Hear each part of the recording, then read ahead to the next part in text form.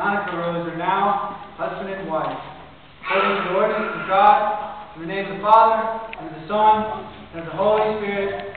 Amen. Whom therefore God has joined together, let no man put asunder. And now may the grace of the Lord Jesus Christ, the love of God, the communion of the Holy Spirit, keep you, Edward, and you, Annika, always. Ladies and gentlemen, I present to you Mr. and Mrs. Edward Rose. Ed, you may now kiss your bride.